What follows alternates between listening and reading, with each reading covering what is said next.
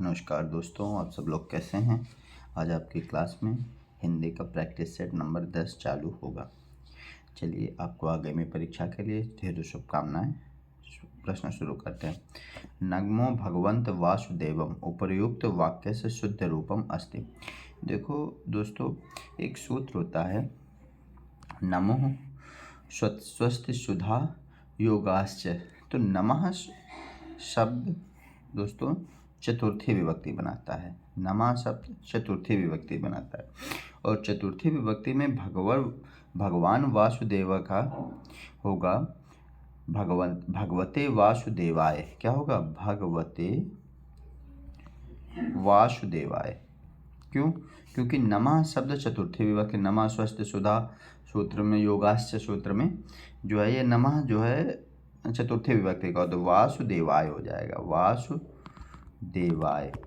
तो इसमें क्या आ जाएगा? नमो वासुदेवाय, यानी विकल्प डी सही हो जाएगा। पहले का डी विकल्प सही हो जाएगा।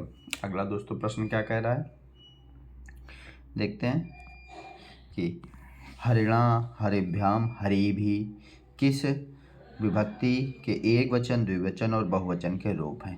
तो देखिए, पंचमी, चतुर्थी, तृतीया और सप्तमी। तो पंचमी में आएगा हरे हरिभ्याम हरिभ्या। पंचमी में क्या आएगा? हरे हरिभ्याम और हरिभ्या। इसके बाद चतुर्थी में आएगा हरे हरिभ्याम हरिभ्या। ठीक है। इसके बाद सप्तमी में आएगा हरो हरियो हरेशु। तो तृतीया में आएगा हरिणा हरिभ्याम हरि भी। तृतीया में क्या आएगा? हरिणा हरिभ्याम हरि भी। पंचमी में आएगा हरे हरिभ्याम हरिभ्या। देखो, चतुर्थी में आएगा हरे हरिभ्याम हरिभ्या और सप्तमी में आएगा हरो हरियो हरीशु। तो इसमें आ जाएगा। कालिदास ने सुलभ कोपो महर्षि किसे कहा है? तो सुलभ कोपो महर्षि का मतलब क्या है कि जिनके लिए क्रोध सुलभ हो, क्रोध जिनको जल्दी आता है। तो क्रोध किसको जल्दी आता है दोस्तों? दुर्वासा, परशुराम, वशिष्ठ और विश्वामित्र। तो दोस्तों ये दुर्वासा को कहा है। ये चतुर्थ अंक में अभिज्ञान शाकुंतलम की उक्ति है। अभिज्ञान शाकुंतलम की उक्ति है चतुर्थ अंक में। चतुर्थ अंक में कहा है सुलभ कोपो महर्षि। अगला दोस्तों, निम्नलिखित कृतियों में कौन सी भारवी द्वारा रचित है? शिशुपाल वधम, कुमार संभवम, किरातार्जुनीयम, नैषध चरितम। तो नैषध चरितम दोस्तों ये भारवी की कृति है। किसकी कृति है? भारवी की कृति कौन सी है? नैषध चरितम श्रीहर्ष की है। और भारवी की है किरातार्जुनीयम। भारवी की कौन सी? किरातार्जुनीयम। दोस्तों विकल्प सी सही। शिशुपाल पग माघ की है। कुमार संभव कालिदास। नैषध चरित श्रीहर्ष। और किरातार्जुनीयम किसकी है? महाकवि भारवी की है। किरातार्जुनीयम का प्रत्येक सर्ग का अंतिम पद है। तो दोस्तों किरातार्जुनीयम का प्रत्येक सर्ग का अंत, ये देखो बृहत्त्रयी का अनमोल ग्रंथ है, इसमें टोटल 18 सर्ग है। प्रत्येक सर्ग श्री से शुरू होता है। किससे शुरू होता है? श्री से। ठीक। और अंत में लक्ष्मी शब्द से होता है। ठीक। कितने सर्ग हैं? 18 सर्ग हैं। ठीक है। किरातार्जुनीयम लिखा किसने? भारवी ने। शुरुआत के प्रत्येक सर्ग की शुरुआत श्री शब्द से होती है, श्री, और अंत लक्ष्मी से। तो विकल्प ए सही हो जाएगा। किरातार्जुनीयम का अंतिम पद क्या है? लक्ष्मी। और अच्छा, प्रारंभिक पद श्री। अच्छा अगला दोस्तों, निम्नलिखित में शुद्ध वर्तनी का शब्द है। शुद्ध वर्तनी का शब्द कृशांगिनी, कृशांगी, कृशांगी और कृशांगी। तो दोस्तों शुद्ध शब्द क्या आ जाएगा? विकल्प सी सही हो जाएगा, कृशांगी। अगला, कौन सा शब्द द्वंद्व समास के उदाहरण नहीं है? हरिशंकर, दिन दिन, धन धान, घर बाहर। तो द्वंद्व समास का उदाहरण नहीं है। दिन और दिन, ये में दिन दिन ये अव्ययी भाव आ गया। कौन सा आ गया? अव्ययी भाव। इसका आ जाएगा दिनम दिनम प्रति, यानी दिन प्रतिदिन। इसका विग्रह क्या होगा, दिनम दिनम प्रति, या हिंदी में कहेंगे दिन प्रतिदिन। तो दिन दिन यानी अव्ययी भाव। अगला, निम्नलिखित में से कौन सी धातु क्रिया नहीं है? बतियाना, अपनाना, गरमाना, समझाना। तो धातु क्रिया नहीं है अपनाना। क्या है? अपनाना। जो क्रिया संज्ञा धातु या विशेषण से बनती है उन्हें नाम धातु कहते हैं। ठीक है, अपनाना नाम धातु क्रिया नहीं है। नाम धातु का मतलब जो संज्ञा या विशेषण से बनती हैं उन्हें नाम धातु क्रिया कहते हैं। जैसे हाथ से हथियाना, बात से बतियाना, समझ से समझाना, और विशेषण से चिकना से चिकनाना, गरम से गरमाना। चलिए अगला दोस्तों, प्रयोजन मूलक हिंदी की विशेषता नहीं है। प्रयोजन मूलक हिंदी उन्हें कहते हैं जिससे हमें रोजगार मिले, ऐसी हिंदी जिससे हमें रोजगार परक गतिविधियां संचालित की जा सके। अलंकारिकता, भाषा विशिष्टता, वैज्ञानिकता, अप्रयुक्तता। तो अलंकारिकता प्रयोजन मूलक हिंदी क्या है? अलंकारिकता नहीं है। अगला दोस्तों क्या कह रहा है, स्वाधीन भारत के समय राष्ट्रभाषा हिंदी के विकास के लिए इनमें से किसके सुझाव पर दक्षिण भारत हिंदी प्रचार सभा की स्थापना की गई? तो दक्षिण भारत हिंदी प्रचार सभा की स्थापना किसने की गई थी? महात्मा गांधी ने की थी। किसने की थी? महात्मा गांधी के सुझाव पर की गई थी। इसकी स्थापना चेन्नई में की गई थी। किसने की गई थी? चेन्नई में की गई थी। अगला क्या करा, कर करोज जयमाल उठाई, प्रेम विवश पहिराई न जाई। उपरोक्त पंक्तियों में कौन सा प्रमुख अलंकार है? 11, कर सरोज जयमाल उठाई, प्रेम विवश पहिराई न जाई। इसमें कौन सा है? सरोज। इसमें कर उपमेय और सरोज उपमान को माना गया है। तो भेद रहित आरोप हो गया, तो कौन सा अलंकार है? रूपक अलंकार। अगला दोस्तों, अलंकार संदर्भ में मानवीकरण से क्या अभिप्राय है? अलंकार संदर्भ में जीवात्मा का मानव बन जाना, मनुष्य द्वारा करने योग्य वशीकरण द्वारा अन्य जीवों को मानव बना देना, वह अलंकार जिसमें भावनाओं में मानव गुण और कार्य का आरोप किया जाए। तो अलंकार में मानवीकरण का मतलब यही है कि वह, विकल्प डी सही हो जाएगा इसका दोस्तों, विकल्प डी सही है। वह गुण जिसमें भावनाओं में मानव गुण और कार्य का आरोप किया जाए। अगला, रुनित भृंग घंटावली, झरित दान मधुनीर, मंद मंद आवत चलियो, कुंजरू अरु कुंज समीर। इसमें जो है कौन सा अलंकार है? ठीक है, उत्प्रेक्षा, रूपक, यमक और श्लेष। तो इसमें दोस्तों यमक अलंकार है। कौन सा अलंकार है? यमक। देखिए इसमें एक से क्या किया जाए, एक शब्द की एक बार से अधिक प्रयुक्त हो, अर्थ भी प्रत्येक बार भिन्न हो, तो मंद मंद को अलग अलग जो है किया गया है, तो यमक अलंकार। निम्नलिखित में प्रत्येक किस छंद में प्रथम और अंतिम पद समान होता है? तो छप्पय नहीं, उपेंद्र वज्रा नहीं, उपजाति नहीं, कुंडलिया सही हो जाएगा दोस्तों। कुंडलिया किन दो छंदों से मिलकर बना होता है? तो कुंडलिया दोस्तों कैसे मिलकर बना होता है? इससे नहीं, दोहा और लाला से नहीं, सोरठा रोला से नहीं, दोहा और रोला से मिलकर बना होता है। यह एक विषम मात्रिक छंद होता है, 6 चरण होते हैं, दोहा और रोला मिलाने से बना होता है। अगला दोस्तों, 11 और 13 के क्रम में 24 मात्रा वाले छंद को क्या कहते हैं? सोरठा, हरगीतिका, रोला और दोहा। तो 11 और 13 के क्रम में 24 मात्रा वाले छंद को क्या कहते हैं? सोरठा कहते हैं। क्या कहते हैं दोस्तों? सोरठा कहते हैं। अगला,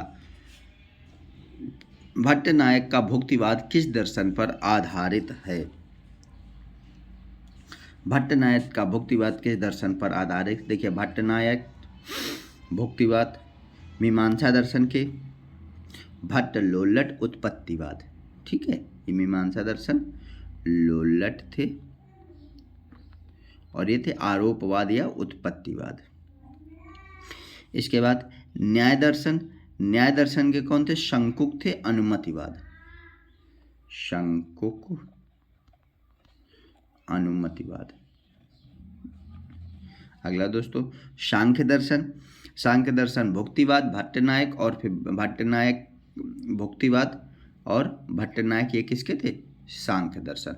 और शैव दर्शन के थे अभिव्यक्तिवाद, अभिनव गुप्त, अभिनव गुप्त जी थे अभिव्यक्तिवाद। ठीक है, तो भट्टनायक भुक्तिवाद किस दर्शन पर आधारित है? तो सांख्य दर्शन पर आधारित है। अगला दोस्तों प्रश्न क्या कह रहा है?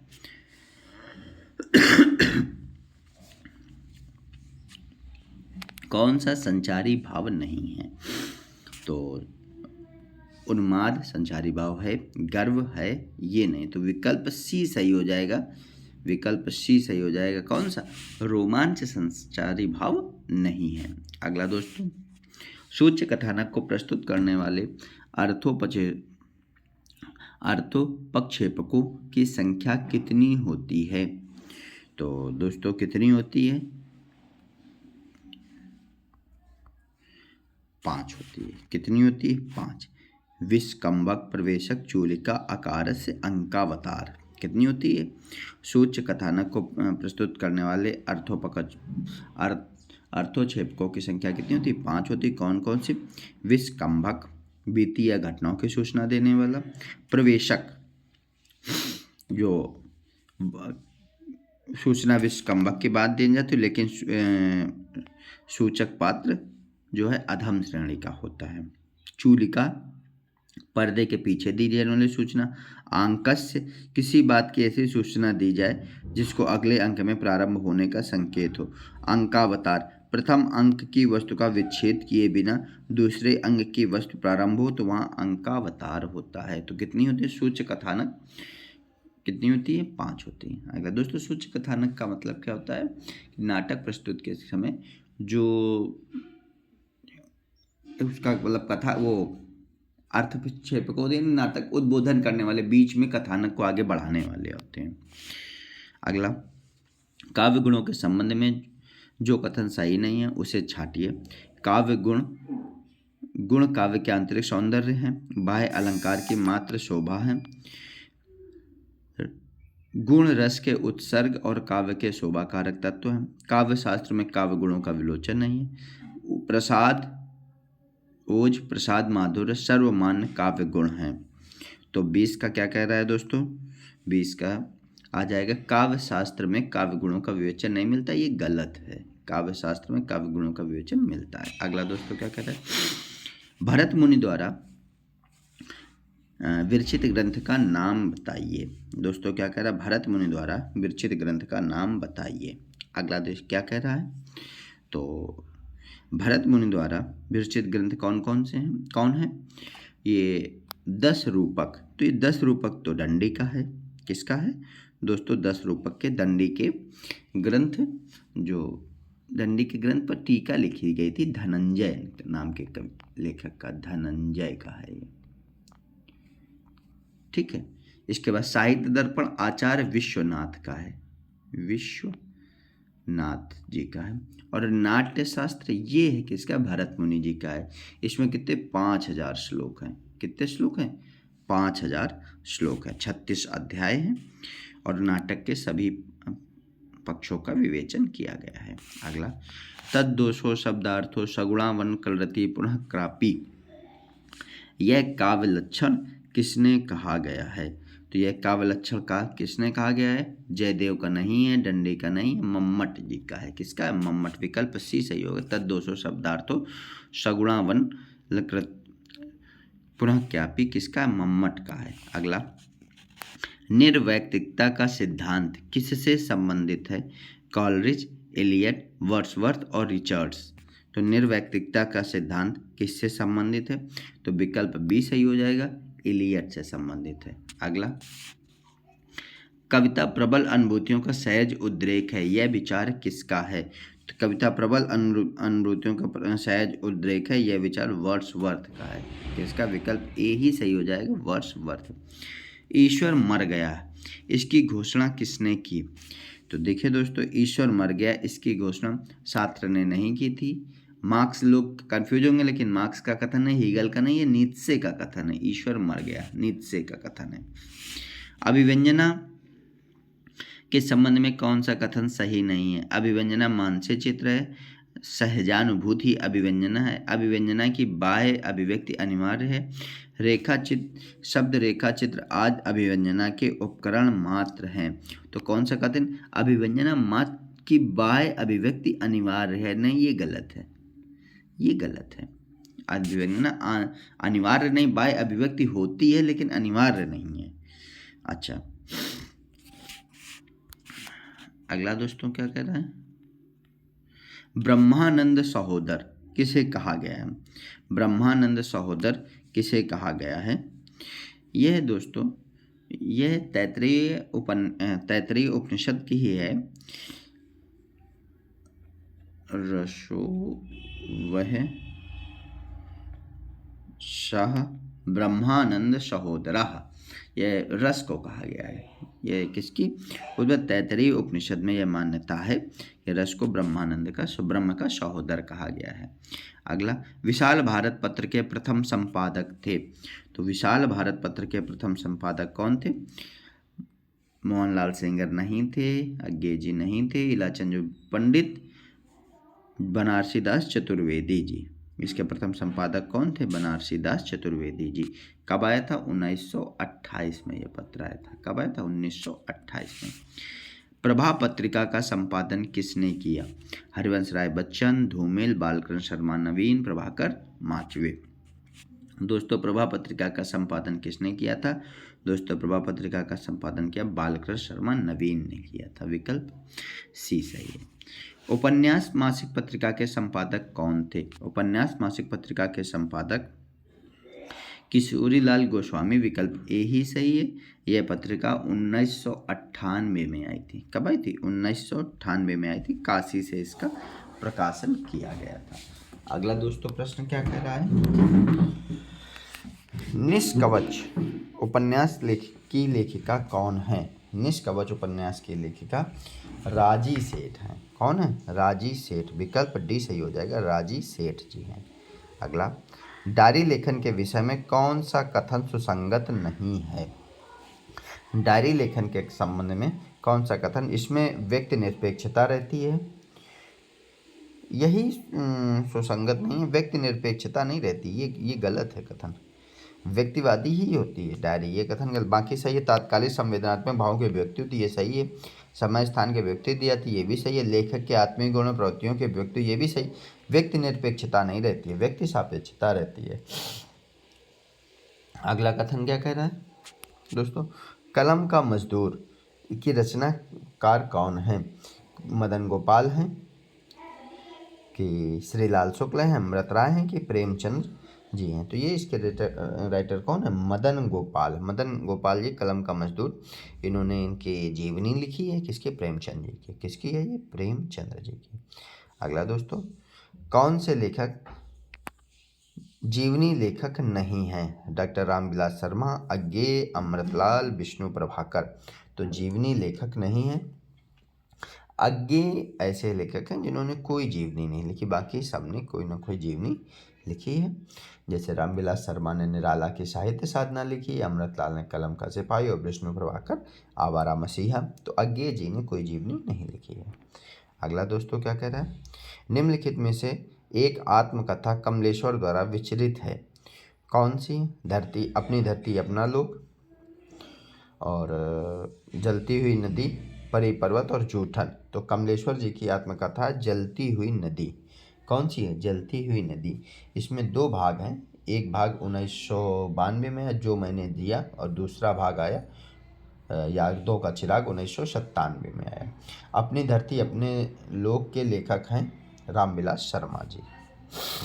जूठन ओम प्रकाश वाल्मीकि। निम्नलिखित में से कौन सा रामचंद्र शुक्ल से संबंधित नहीं है? चलिए, कौन सा कथन रामचंद्र शुक्ल जी संबंधित नहीं, देखते हैं। इन्होंने ब्रज भाषा और खड़ी बोली में फुटकर कविताएं लिखी। अगला क्या कह रहा है? इन्होंने ये तो सही है, प्रारंभिक गंभीर चिंतामणि में संकलित है। विकल्प दो भी सही है। उनके सैद्धांतिक समीक्षा पर लिखे गए निबंध रस मीमांसा उनका ग्रंथ संकलित है, ये भी सही है। उन्होंने अंग्रेजी में लिखी एक पुस्तक बुद्ध चरित्र का नाम खड़ी बोली में ये खड़ी बोली ने ब्रज भाषा में पद्यानुवाद किया था। किसमें किया था? ब्रज भाषा में। तो विकल्प डी सही हो जाएगा। मम्मट के विरोधी आचार्य हैं 37। मम्मट के विरोधी वक्रोक्ति के विरोधी आचार्य हैं। वक्रोक्ति के विरोधी आचार्य हैं। तो वक्रोक्ति के विरोधी आचार्य भामय, रुद्रत, मम्मट और विश्वनाथ।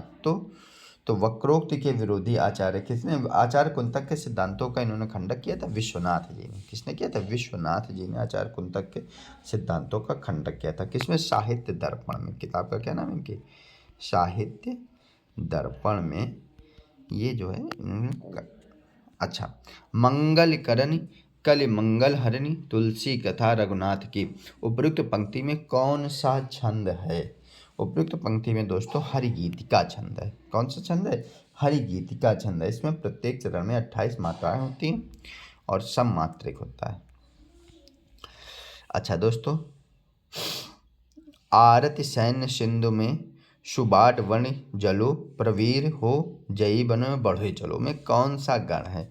आरति यानी आरति जमाता, दोस्तों एक मिनट लिख लेते हैं, जमाता, राज, भान और शलगा। ठीक है, शलगा। तो आरति, आरति में दोस्तों आ जाएगा आपका जगण। ठीक है, फिर सैन्य, सैन्य रगण, जगण के बाद रगण। ये दो विकल्प ए सही है दोस्तों, विकल्प ए सही है जगण। फिर सिंधु चेक कर लेते हैं, सिंधु में, सिंधु में इसमें भी जगण। हाँ दोस्तों, विकल्प ए सही आ जाएगा कि जगण रगण जगण। तो 2-3 चेक कर लेंगे, उससे विकल्पों से फिर मैच कर लिया जाता है तो आंसर आ जाता है। अगला दोस्तों, कौन सी भाषा द्रविड़ परिवार की नहीं है? कन्नड़, मलयालम, तेलुगु, बंगाली। तो बंगाली नहीं है। अगला दोस्तों 41, पंजाबी, राजस्थानी, हरियाणवी, ब्रज में प्रभावी साहित्यिक खड़ी बोली या देहलवी में किस हिंदी का विकास हुआ है? संस्कृत, मानक हिंदी, पुरानी हिंदी और कठिन हिंदी। तो 41 का दोस्तों आ जाएगा मानक हिंदी, विकल्प बी सही है। अगला क्या कह रहा है? भाषा वह साधन है जिसके द्वारा मनुष्य अपने विचारों को दूसरे को भली भांति प्रस्तुत कर सकता है। बहुत अच्छा प्रश्न है। तो ये कथन किसने कहा था? ये कामता प्रसाद गुरु जी का कथन है। कुप्पा, टोपी, नीर, पापड़ किस भाषा परिवार में हिंदी के आगत शब्द हैं? तो दोस्तों ये द्रविड़ भाषा परिवार से हिंदी में आगत शब्द हैं। कुप्पा, टोपी, नीर, पापड़ किस भाषा पर? द्रविड़ भाषा परिवार से आगत शब्द हैं। अगला दोस्तों प्रश्न क्या कह रहा है? निम्न इनमें से कौन सी बोली पश्चिमी हिंदी के अंतर्गत नहीं आती है? खड़ी बोली, ब्रजभाषा, कन्नौजी, अवधी। तो दोस्तों पश्चिमी हिंदी के अंतर्गत अवधी नहीं आती, ये पूर्वी भाषा है। अगला दोस्तों, विकसित क्षेत्र, कौन सा कथन गलत है? ठीक, विकसित क्षेत्र और प्रयोग क्षेत्र की दृष्टि से बोली का रूप भाषा बहुत छोटा है। रूप की दृष्टि से बोली पूर्णतः विकसित होती है। बहुत बोली दैनंदिन व्रत होने वाली घरेलू अभिव्यक्ति का माध्यम है। विभाषा बोली का ही विकसित रूप है। तो दोस्तों क्या कह रहा है? कौन सा क्षेत्र गलत है? ये रूप रचना की दृष्टि से बोली विकसित, पूर्णतः अगर पूर्णतः विकसित हो जाए तो भाषा ना हो जाए। तो ये विकल्प बी सही हो गया। अगला क्या कह रहा है? भाषा सर्वेक्षण का कार्य संपादन एवं कई खंडों में उसका प्रकाशन निम्नलिखित विद्वान की अध्यक्षता में संपन्न हुआ। ठीक है, भारतीय भाषाओं के सर्वेक्षण का कार्य संपादन और कई खंडों में प्रकाशन। अच्छा, टी.एस. तिरासोरी, इसका है जॉर्ज अब्राहम ग्रियर्सन। हाँ, टी.एस. तिरासोरी राम, ये नहीं है, ये भी नहीं है। सुनिए, ये जॉर्ज अब्राहम ग्रियर्सन के द्वारा संपादित हुआ था। ये वर्नाकुलर लिटरेचर ऑफ हिंदुस्तान इन्होंने रचना की। इनका पूरा नाम है George Abraham Grierson, George Grierson जिनको बोलते हैं। अगला दोस्तों, हिंदी की वैज्ञानिक एवं तकनीकी शब्दावली निर्माण हेतु संस्कृत शब्दों को प्राथमिकता देते हुए उपयोगी शब्द ग्रहण बनाए जाते हैं। किसे? हिंदी, मराठी, बांग्ला और सभी मान्यता प्राप्त भाषा के से। तो दोस्तों इसे सभी मान्यता प्राप्त भाषाओं से बनाए जाते हैं। अवधि की शब्दावली है तत्सम बहुला, देशज बहुला, तद्भव बहुला और विदेशी शब्द बहुला। तो अवधि की है तद्भव बहुला। अब अवधि की है कौन सी? तद्भव बहुला। उसका सब कुछ लुट गया। इस वाक्य में सर्वनाम कौन है? सब कुछ का मतलब क्या होता है? अनिश्चयवाचक। क्या है? अनिश्चयवाचक। सब कुछ अनिश्चित वाचक सर्वनाम। अगला दोस्तों, पहले से वह बहुत धीरे बोलने वाला में पदबंध है। तो दोस्तों कौन सा पदबंध है? पहले से क्रिया विशेषण पदबंध आ जाएगा। कौन सा पदबंध है? क्रिया विशेषण। क्रिया पदबंध संज्ञा नहीं, क्रिया विशेषण पदबंध आ जाएगा। कौन सा है? क्रिया विशेषण पदबंध। चलिए दोस्तों, आज के क्लास में 50 क्वेश्चन हो गए हैं। धन्यवाद दोस्तों, आपका दिन शुभ।